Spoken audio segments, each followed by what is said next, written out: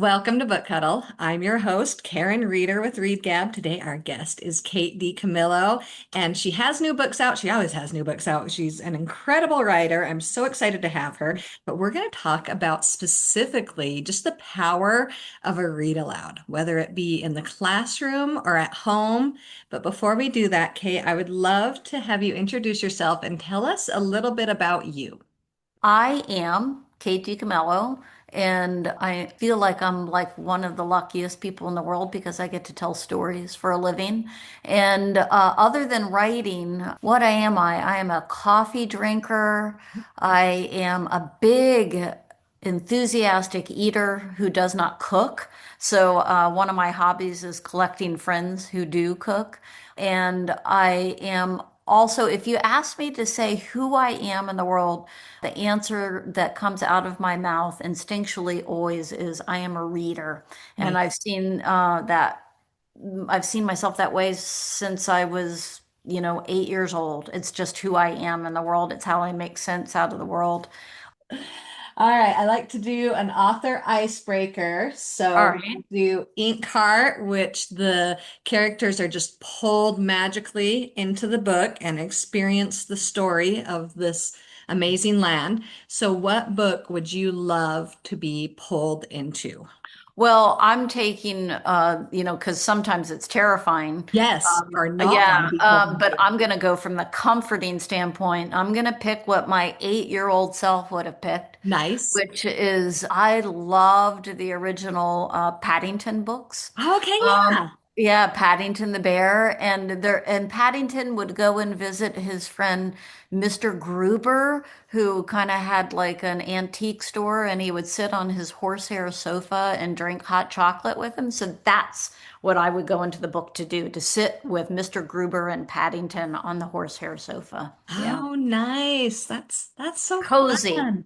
Yeah. Yes. Oh, and just a story from childhood. That's fantastic. I'd never read Paddington until my husband went to London on a work trip, and that was the souvenir that he brought back for the kids was the Paddington Bear books. And that was my first time was as an adult to read Paddington, and we found out it's a musical and everything. Yeah, and the movies are really good too. The Yeah, movies are very fun. Yeah. So, yeah. classic. Beautiful.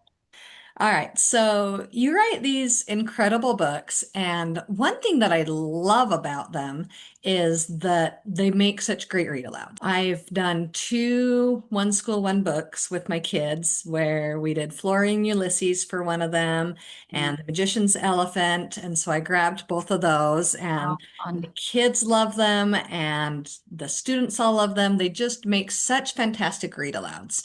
And so I'd love just to talk about the importance of that today. So Well, that is one of my favorite things to talk about. So let's talk about reading aloud. Yeah. perfect, Yeah. perfect. So why do you feel read alouds are important, first of all? I can only answer it by telling stories. One of the stories is Yay! my second grade teacher, Mrs. Boyette, who every single day after lunch, we would come in and she would read aloud a novel to us. And I don't know how many novels we did that year. And I was a kid who my mom bought me books. Yes. She read to me. She took me to the library. The house was filled with books. And yet I was the kid who could not wait for Mrs. Boyette to read aloud. And so I think of that so often because what does it mean for the kid that's not getting it anyplace else? Right. It's like a life-changing kind of thing. And something truly miraculous happens in read alouds. And I mean, I've talked to enough teachers to know that it's not, my imagination. It is a thing. Eventually, maybe we'll have the science for it.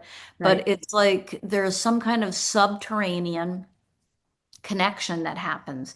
Everybody, it's like a safe third place that everybody goes into. They put down their armor. You're together. You're listening to a story. It changes everybody. It changes the person who's reading it, and it changes the people who are listening to it together. And it's a miraculous thing. It is. It is so beautiful. I found that as a teacher, so I used to teach sixth grade and now I teach Oh, preschool. sixth grade is a Perfect. calling. Yep. right? Oh, Yeah. oh, I loved it. That's where I would go back to if I could choose, but I really wanted to work part-time. And so now I teach preschool so that I could do some of this with the podcast, and I couldn't find a part-time middle school job. And so I was like, oh, well, here's a part-time preschool job. But regardless of the age, and I've done substitute teaching in the past, and if I have a rowdy class, all I have to do is start reading, and it just calms and captivates, right? And I'm one that even if it's a chapter book, I walk when I read because I'm just getting so into it. And it just changes the whole atmosphere. It does. And, I'll say when I'm doing events and teachers come through the signing line and Right. say, I read this aloud to my class. And I always say, thank you so much for doing it. And invariably, the response is, that is my favorite time of the day. Yes. And you don't have to thank me for it. It's like it's the last thing that I will give up. It's just like teachers who read aloud are so passionate about it and know the magic of it. So then, what would you say to a teacher who's like, Mhm. I just don't have the time? And I've even heard of administrators who will go and tell a teacher who is just all into the read aloud. So they'll be like, no, there's no time for this. We've got too much to get through. So what about those who are just like, how? How do I ever find the time? It's one of those things kind of like, you don't have the time to exercise, but it gives you so much Yes. if you do it. And reading is everything. It holds it's empathy. It's what it means to be human and what it means to be human with each other and together. And all of that is implicit in reading aloud. So I would say to the teacher who says that they don't have time, even if you can do 15 minutes, you will find what it gives back to you. It actually gives you more time, I think, Right. because it gives you that connection with the kids. Yeah, absolutely. Yeah, when you said like exercise, it gives you more time. Or for me, it's meditation. Often I'm like, I don't want to meditate before I fall asleep. But if I don't, I end up waking up throughout the night. I can't sleep very well and I can't fall asleep. So it's what it gives back to you. Yeah, what it gives back to you throughout the day for your classroom, it's going to be tenfold. Yeah. Right. And I also think that once you experience the magic of it, either as the recipient or as the person who's reading, Right. then you make time for it, because you watch the kids change and you change with them. Yeah. Well, yeah. So, on those changes, do you think that reading aloud provides also behavioral benefits or emotional benefits to the child in addition to these? Oh, definitely. And I don't have any science for Right. that. I just know that, I mean, we do have science about reading and empathy. Yes.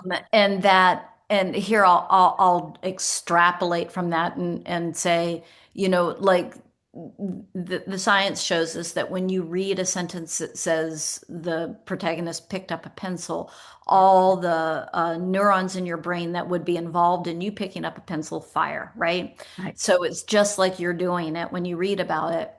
So if you're hearing somebody read the sentence, then all of your neurons are firing together, right? Yes. You're all doing something together in your minds, and that's got to be a really powerful thing. It's like just as books teach us empathy, reading aloud brings us closer to each other and helps us understand each other.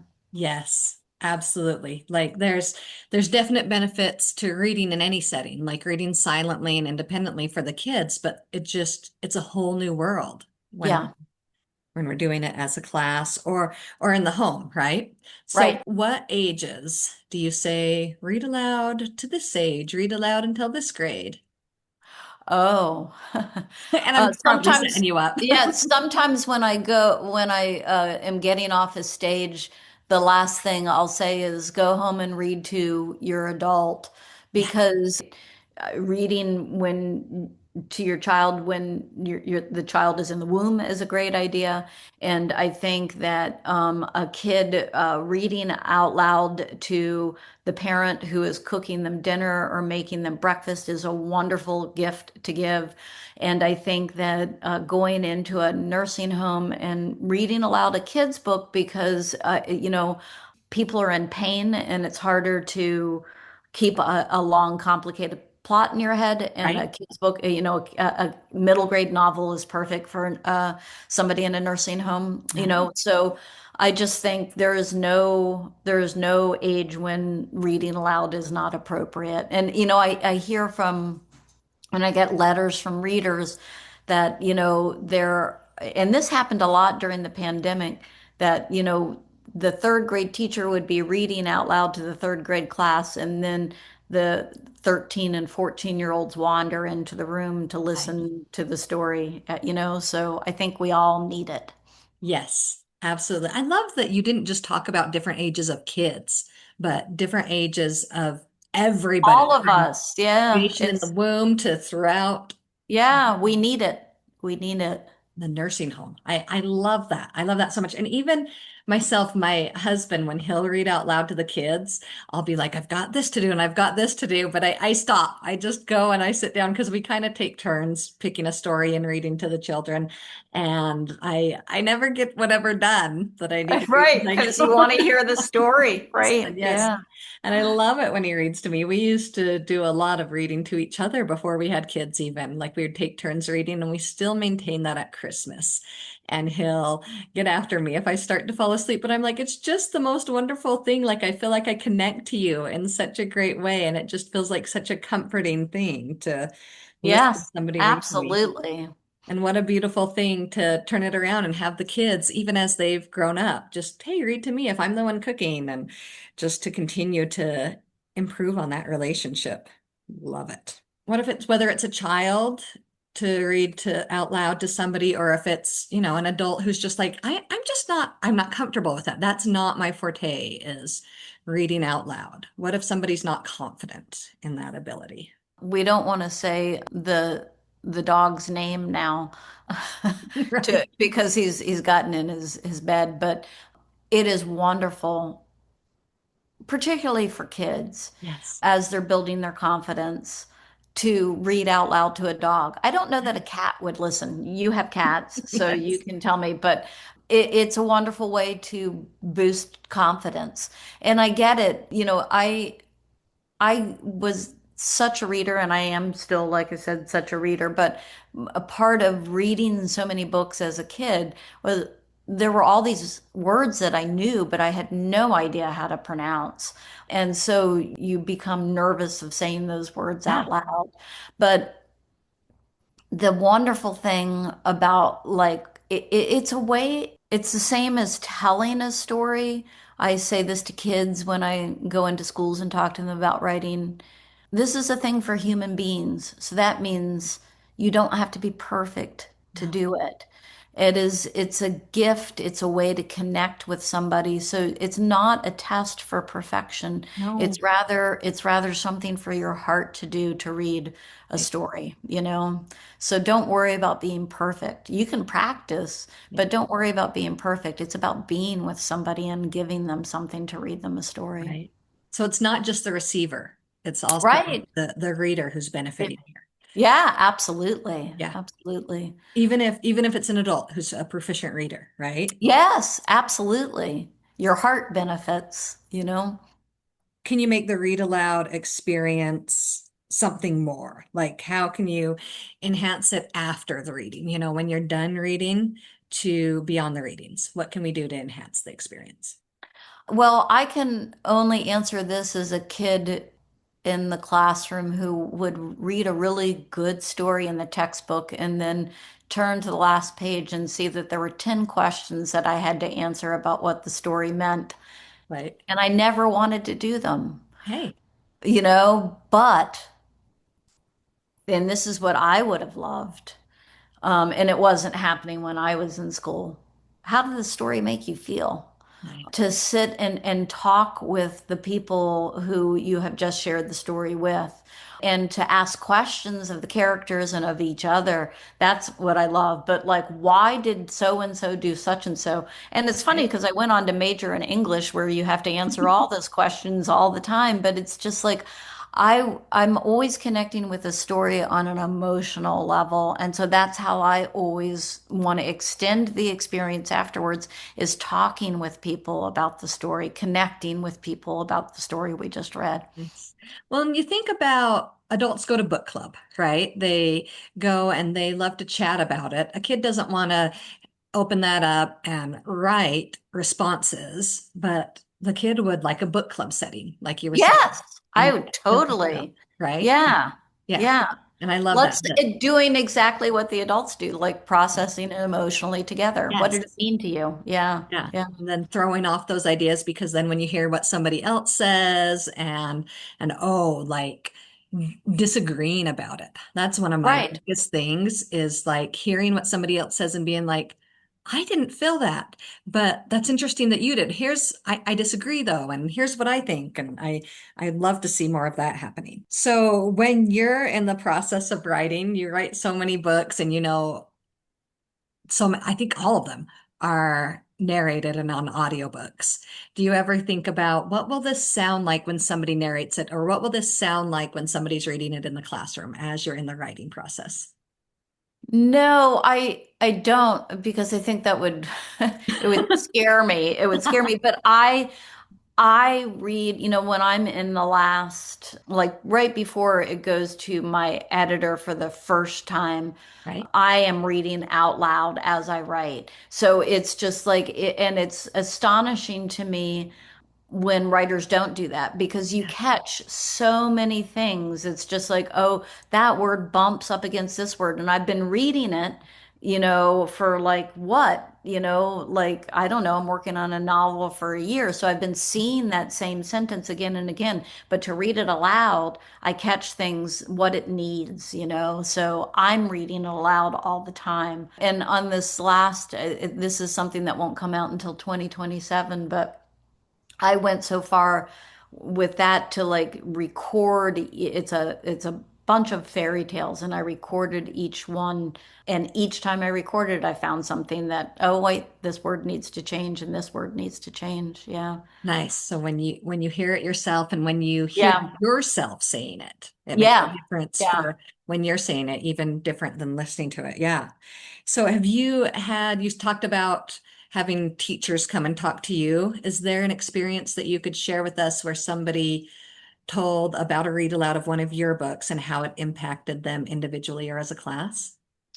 Oh gosh, so many. And it's just, let me just do a sidebar here and say, I'm amazed, astonished, on my knees with gratitude for what teachers do every day in the classroom because this is just in general, when I get them, my publisher sends on the letters every week and you get a packet of 35 letters with Nice. a cover letter from the teacher talking about what this reader and this, talking about particular children and what they got. And it's just like, it's astonishing. And then, in signing lines, I hear a lot about how teachers reading aloud Edward Tulane and they cannot get through it without weeping and Yes. how unnerved the kids are, or how moved the kids are, or how the kids weep with them, or how sometimes a child will come up and take the book from the teacher and read the rest of it because the teacher can't read because they're crying so much. And that always, or this happened a while ago, and it was just like it was one of these moments that was just I think it was in Connecticut. A teacher came through. She said, I'm a fourth grade teacher. I'm reading, it was Tale of Despero that she had. I'm reading this aloud to my class. And she said, when I was in fourth grade, my teacher read Tale of Despero aloud to us. And that's when I knew I wanted to be a teacher. And she said this in this very casual way. And Right. I'm like, do you understand the what a huge thing it is that you're saying. It's just like it was so moving to me. And that's the power of reading aloud. There's a kid in your class who is thinking, "Oh, this is what I want to do." And I want to be the one up there holding the book reading to the kids, or I want to be the one who writes the book. Those Yes. kids are in your classroom. Yeah. Right. And I think it's so much more than I just like this story, but what did you just make them feel? All of the Right. emotions, right? Right.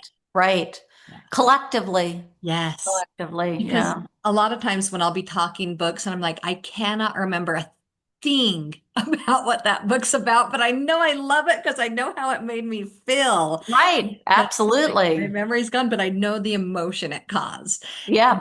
Yeah, these just powerful things. Is there a book that you've listened of your own that you love to listen to it being read aloud? That it's like, this is my favorite of all the books I've written. I love the way this one sounds out loud. Wow. No one's ever asked me that question before.